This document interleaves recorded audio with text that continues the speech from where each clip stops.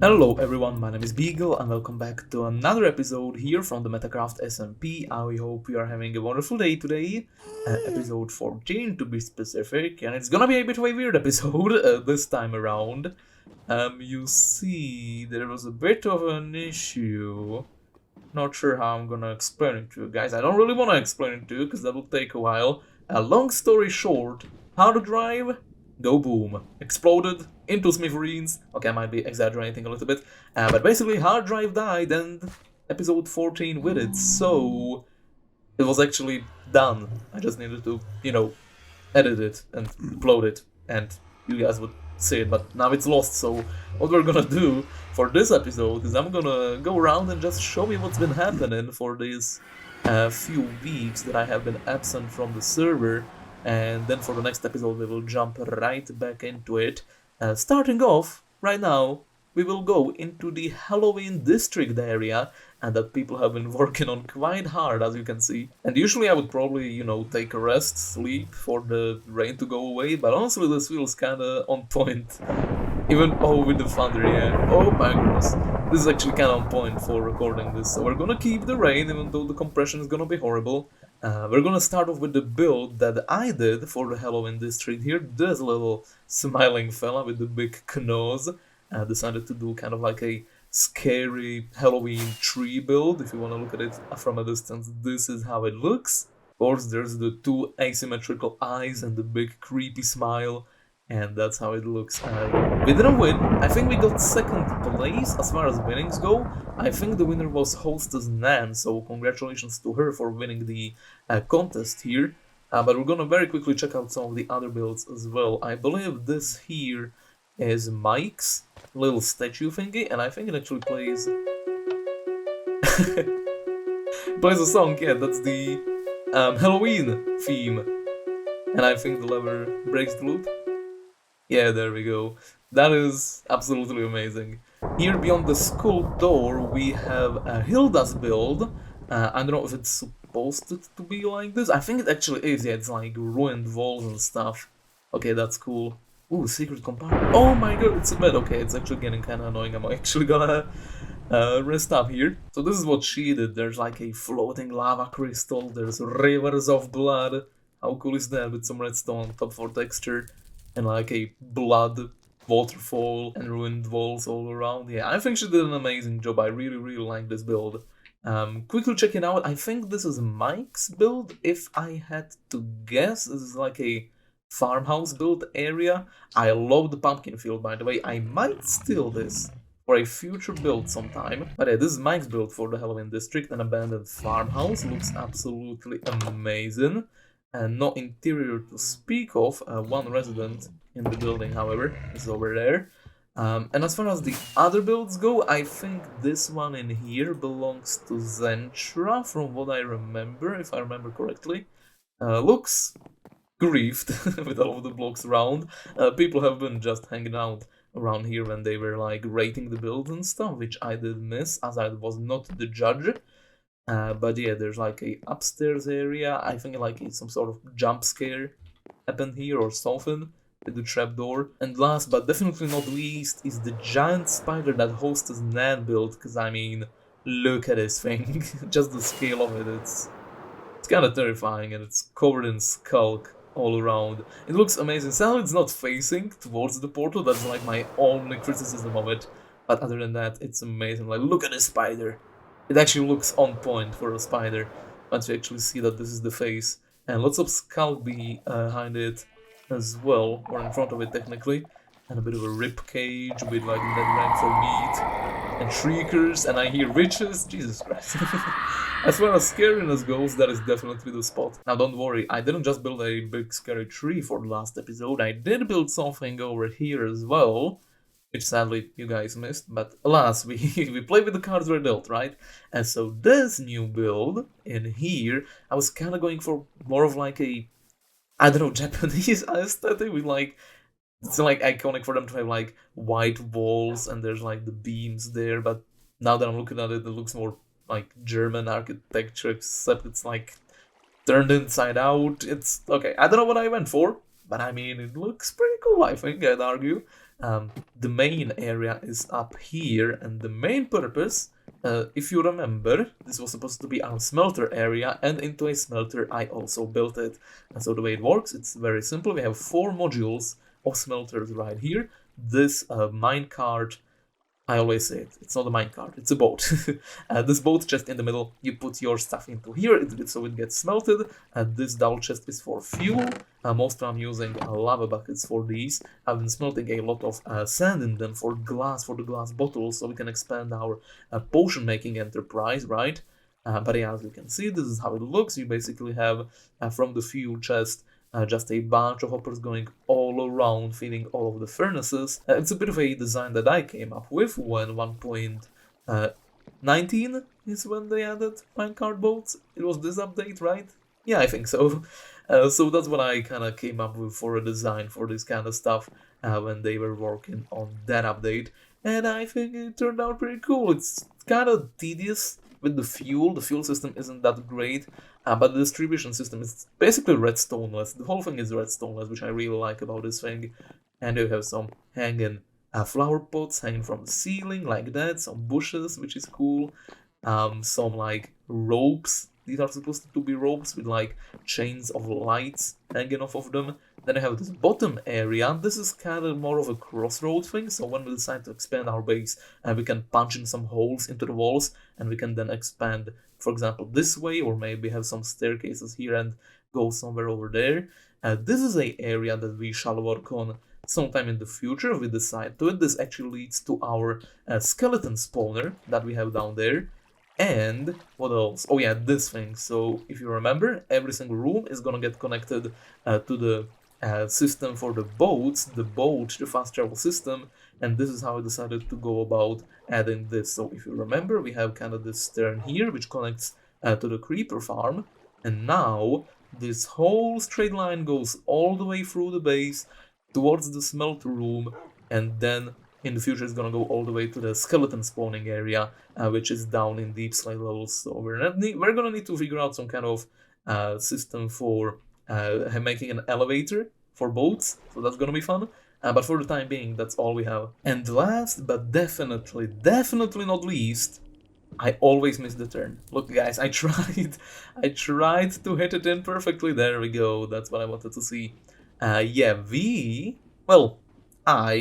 you guys haven't been there sadly, I have been working on a little bit of a game here in Ludo's Cove, in the official gaming district. Finally, had a plan to build the game for so long, and we're gonna do something very simple for our first game for the season here. I really didn't want to make anything complicated. I just wanted to do something really simple, and I've been working on it down here in this crater, which you guys sadly missed the explosion of, and it was very satisfying, but alas. So this is the idea, right? We have a hole.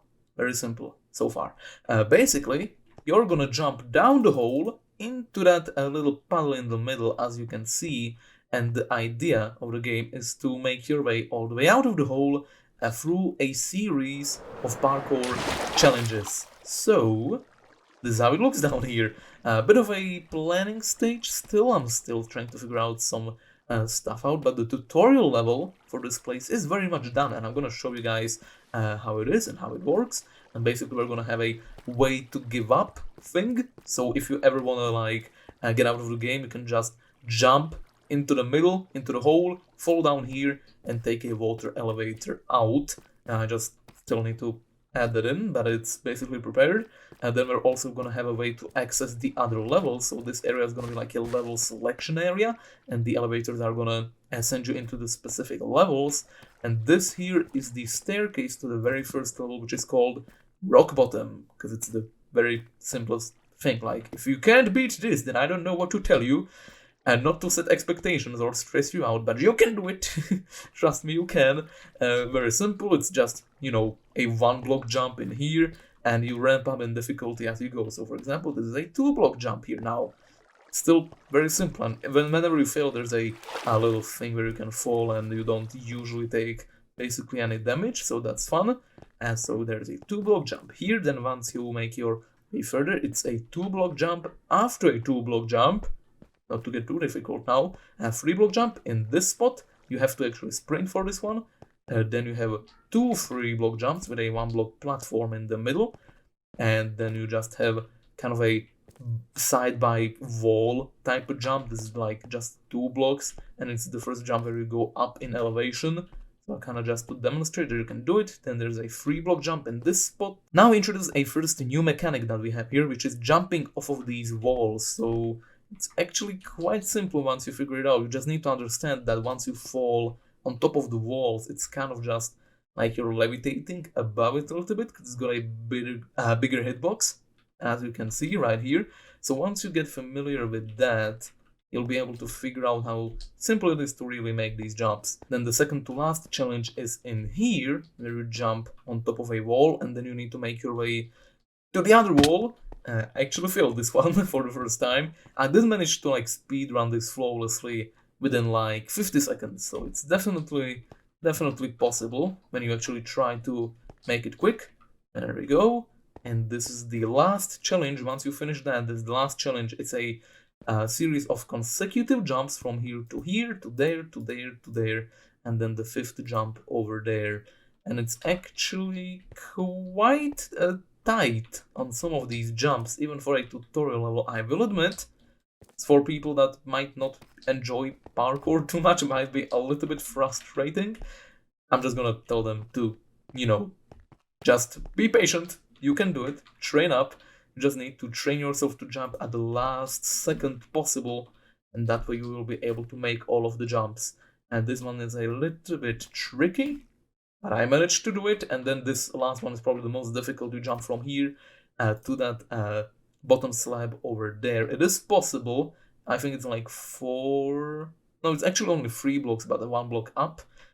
It's not actually a half slab block up because of the wall, so we are slightly higher than we seem to be.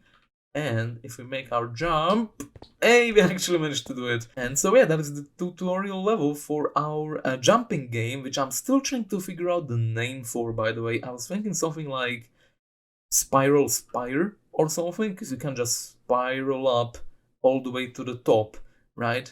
That is the kind of the thought process behind that. But once you make your way all the way up here, there's gonna be a chest with an item that you can take out, and then there's a very satisfying ramp you can jump off of right into the lake, like this. And then with the key you will be able to select one of the other levels, which are gonna be in that room over there. And I don't think I need to explain how the visuals here work. We just basically have some stone, a little bit of andesite in some spots where there actually was andesite, and a bunch of deep slate and cobalt deep slate mixed in, kind of just to emulate that we are at the deep slate crust level, which we actually are. We are at like Y level 0 when we start off. You start at Y level 0 and you make your way all the way up. And right now the idea is to have about 3 levels, including this one, so the tutorial one, the medium one, and the kinda hard-ish one, even though I don't really want to make it like too difficult.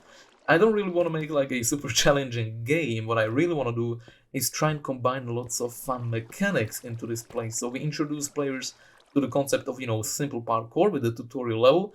Once they get to the second level, we're going to introduce new mechanics. So maybe some minecarts, some moving platforms maybe. And it's also going to have a different visual style. So for rock bottom, of course, we went for rocks and nothing else. And that would be the end of the episode. If we weren't on the 15-minute mark, somehow. Because the original video was right around 30 minutes almost, and now we're on the 15-minute mark, so now we actually have some time to do some more stuff. So, since we have some of that time, how about we start on the second level of our game, level 2, Back on Track. It's what it's gonna be called. So I have to do a little bit of a confession, guys, but I actually kind of suck at parkour. Truth be told, I don't know much about it. I kinda know the basic stuff from what I saw in other people's videos and that kind of stuff, but I haven't actually done too much of it myself. And I'm kinda just changing that by forcing myself to build this game. Well, I'm not forcing myself to build this game or play it, but it's kind of like a learning experience. Instead of trying to do parkour myself, instead I'm trying to design a parkour course. And I'm kind of hoping that's going to make me better at parkour, kind of just, by definition. So 1, 2, 3, 4, 5, 6, 7. And we can also design some stuff together now, since we are, in the same timeline, and I'm not showing you stuff that has already happened, I can actually show you some stuff that is happening. So, for example, I think this would be called a neo jump or a curve jump. I don't know much about them. I know they're really difficult, apparently. I've never tried doing one myself, but that's kind of what I want to do for this first level. Oh no. It might be kind of a hard thing to put right in front, or maybe it won't be, because that was actually second try. It wasn't too bad at all. Hiya! Okay, I might need to try and get this down so I can like do it every single time, so I know how difficult it is. But it's not the hardest thing in the world, I gotta say. I kind of just have to fail 2 times, and then I usually succeed on the third time. So that was 2 fails, and now... Okay, yeah, there we go. So it's not too difficult. I can't do it consistently, I will say, but it's kind of a fun new mechanic to introduce in this second level. Now, it's kind of a boring mechanic though, because I don't really want every single jump to be this. Instead, I'm gonna try to build some moving platforms, and I'm also gonna try to reduce lag as much as possible while I do this. So maybe I'm gonna try and experiment with some skulk sensor stuff while I'm at it, so it only activates while you are actually doing the puzzle. And a little bit of time later, I am running a little bit short on time, so I'm afraid I'm not gonna be able to finish this level in this episode, but we did do some reasonable progress. So I'm gonna show off what we did here. Of course, we have the Neo jump, I think these are called, when you have like a curve jump. I think I've gotten pretty decent at this one. I can kind of do it consistently now. Yeah, there you go. Now that feels good. Once you're done with this curve jump, this is the next puzzle, and I think I managed to anti-lag this quite well. So I'm just gonna stand here and I'm gonna wait just a little bit, and you guys will be able to see that if you don't move and if there isn't anything to detect, it's gonna stop letting the pistons go in and out like this. And the second it detects something, like a player moving around, it starts working again. There's a sensor over here, I believe. Yeah, there it is. If you waterlog it, doesn't make any sound, so it's nice and convenient. And it's actually just a simple pulse extender, as you can see right there. And that's how I'm gonna do most of the puzzles here. I'm gonna have those sensors detecting if there are any players here, and they are going to lock the hopper clock, which controls all of the pistons, as you can see. That's how we're gonna anti-lag the entire thing. Hopefully it's gonna be convenient for everyone, it's gonna not produce any unnecessary lag. But as far as the game goes, this is actually quite a simple timing puzzle. You just need to wait out for the platform to come out at the correct time. It's actually kinda tricky. At least for me, I'm not very good at parkour, as I have already said. And the Elytra really makes it hard for some reason. Okay. And done. It's way easier without an Elytra, let me tell ya. And so that's this little section. Now this one I'm still in the process of designing in terms of difficulty and that. I probably should put a light source here or something. And you can see visually what we're going for, right? It's like a abandoned mine with lots of beams, and there's gonna be a bunch of wood and maybe some decorational mine carts just, you know, running around for the sake of it. Something we could do as well. That's for the decorating part though, of course, which is gonna be the last one. Right now we're gonna focus on the game design as it is. So we have this moving puzzle here. Basically what this idea here is, I'm gonna also stand so you guys can see that it stops when I don't move, and when I move around, same principle, it starts working again. So what I want to do here is I want to have this puzzle, and I want people to do it both ways. So you're gonna have to go towards the button over there. That button is going to activate a minecart, which you need to hop on like this, and it's a short time frame that you have to do it, right? So you have to quickly go there.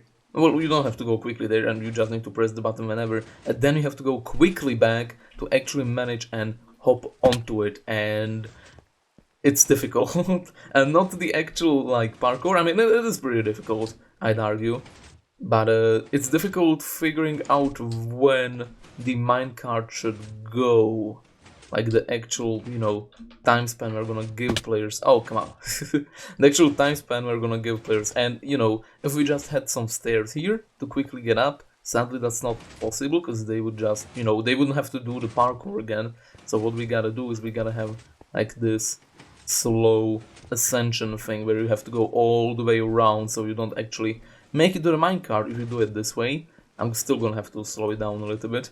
But yeah, let me try and actually finish this level so you guys can see how it looks. Here is also another thing that I didn't take into account. If you take too long to finish it, you know, stops working, so... Didn't really think about that, did I? I mean, technically it's still possible to get to the other side like this, and once you're here it should activate again.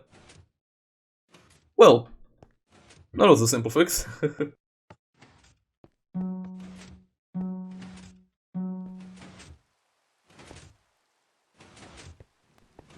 And oh, I did it. Maybe a little bit more time would be good, because that was very quick on my part, I think. That was pretty much as fast as you could go. Although I did actually wait a little bit on that one, I think. Or that one, actually. But yeah, that's the concept of the level. Then you're gonna make your... Oh, rockets. Oh, I don't have my elytra on, of course. So once you make your way all the way over here, I still need to figure out what I want to add here, and suggestions are very much welcome in the comments. If you have any ideas on what we could put into the game, I'm very much open to suggestions, because I'm kind of stumped for this one. I don't know what kind of new mechanics I want to introduce, or how much I want to use these ones that I showed off over here right now. But hey, if you have any ideas and you would like to see them here, send them my way for sure. And it's that time again, time to wrap up today's episode. Just a quick check-in on Speedy. I already checked him out here. No sales still. You know, Speedy is your name, but Speedy sales is not your thing, is it now? I also want to show you guys one more thing that I did. I just need to figure out which way it is from here, from Callie's base. I think it's in the direction of the ship. This way seems right. I'm just gonna fly here, see if this is the correct direction. I helped Callie with a little bit of a not terraforming project, more of a foliage project. Yeah, there it is, okay. I actually remember where it is for once. So this is Callie's new second base. If you guys want to see it in detail, how it's built and all of that, definitely check out Callie's video, because it's absolutely awesome. And if you're not watching Callie's videos, then, you know, you're kind of shooting yourself in the leg. But yeah, some of these trees I actually helped her duplicate these. She figured out a design for the trees and she just needed help, you know, repeating it over and over again to create this little forest she has here. And I say little, I mean it's a huge forest. So I added a bunch of trees for her in this area. It's the same tree design that she came up with. And yeah, now her awesome build is surrounded by a beautiful forest, isn't it? But alas, that is all the time I have for today's episode, so thank you guys so much for watching. I hope you enjoyed it. Have a wonderful rest of the day, and I will see you in the next one. Bye bye!